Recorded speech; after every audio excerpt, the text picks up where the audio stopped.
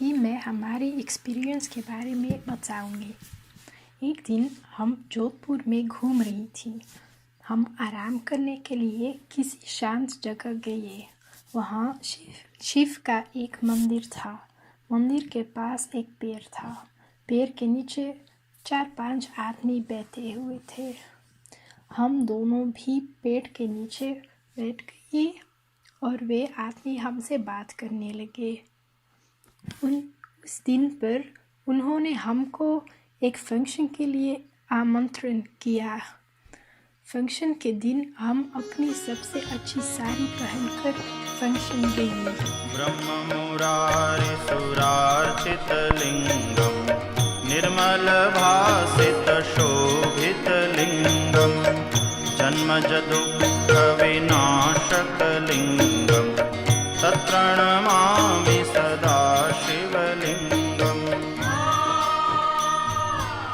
Function आराम से शुरू हुई।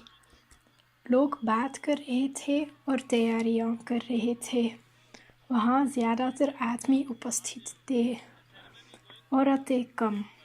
फंक्शन एक घर के पास एक छोटे मैदान पर थी। लोग मैदान पर बैठे थे। धार्मिक संगीत बजा रही थी।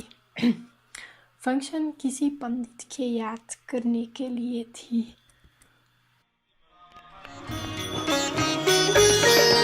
देवमुनि प्रवरार्चितलिङ्गं कामदहं करुणाकरलिङ्गं रावणदर्पविनाशनलिङ्गं तत्प्रणमामि सदा शिवलिङ्गम्।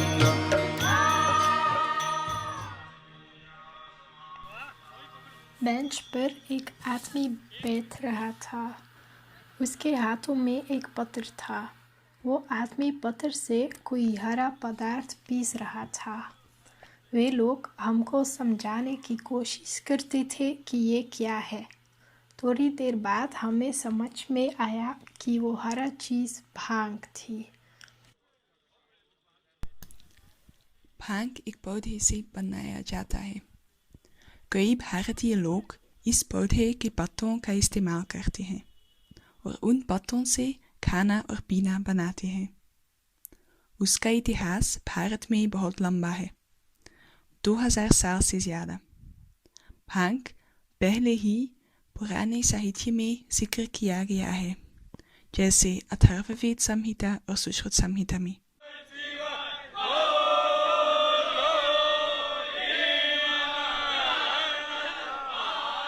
इन ग्रंथों में भांग देवा के रूप में भी उपयोग किया जाता है और शिव पुराण कहते हैं कि शिव भक्तों को गर्मियों के दौरान भांग कुर्बान करना पड़ता है।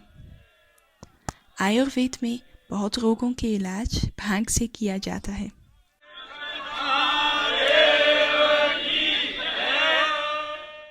जब पीसने का काम तैयार था, तब उन्होंने भांग के पीसे हुए पत्ते पानी में मिलाया। इसके बाद उन्होंने भांग का पानी पी लिया।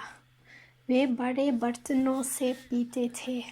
मुझे लगता था कि वे 1 लीटर से ज़्यादा पीते थे। आदमी भांग पीने के बाद बोलते थे, अभी हम इंतज़ार करते हैं, फिर भगवान आ जाएगा और तब हम नाचेंगे। उदाहरण के लिए कई लोग कहते हैं कि मलेरिया या बुखार के लिए भांग बहुत अच्छा है। आजकल भारत के बहुत प्रदेशों में भांग के पत्तों का इस्तेमाल कानूनी है और बहुत सरकारी भांग की दुकान भी है।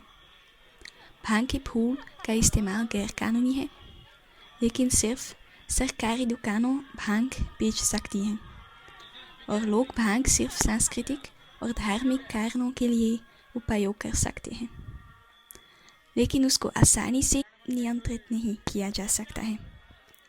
आमतौर पर भांग भारत के उत्तर में लोकप्रिय है। वे ज़्यादातर होली के दौरान भांग लस्सी और भांग ठंडाई पीते हैं। ये है भांग दूध या दही के साथ। फंक्शन के दौरान आदमियों ने भांग के 100 लीटर से ज़्यादा पी लिए। इसके बाद उन पर नशा आ गया। लोग गाते थे और नाचते थे। सारे आदमी बहुत खुश दिखते थे। ग्रामीण क्षेत्र में लोग देवा के रूप में भी भांग का इस्तेमाल करते हैं। हाल ही में कई बॉलीवुड फिल्में हैं जिसमें लोग विश्राम के लिए भांग का उपयोग करते हैं। उन्होंने हमको बहुत सिखाया।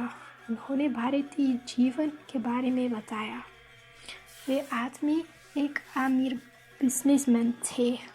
वे शिव मंदिर के पास बैठे हुए थे, लेकिन वो हिंदू नहीं थे। वे जैन धर्म के अनुयायी थे। फिर भी वे हिंदू आदमियों के साथ बैठे हुए थे और उनके साथ भांग पी लेते थे। भारत में कई कहानियाँ हैं जो भांग के उद्भव के बारे में कुछ बताते हैं। जैसे भगवान शिव अपने साथ हिमालय से भांग लाए और इसके बाद उन्होंने लोगों को मज़ाक के लिए दिया। शिव अपनी दैवी शक्ति बनाने के लिए भांग का इस्तेमाल करते हैं। तो इन दो कारणों से शिव भक्तों को भांग बहुत महत्वपूर्ण है और हिंदू लोग महाशिवरात्रि के दौरान काफ़ी भांग पीते हैं। आजकल भी अधिकतर भांग हिमालय से आता है। शिव की कहानी के जैसे शिव भक्त कई कारणों के लिए भांग पीते हैं। शिव पूजा के लिए, शिव के नज़दीक जाने के लिए और पापों को दूर करने के लिए भी।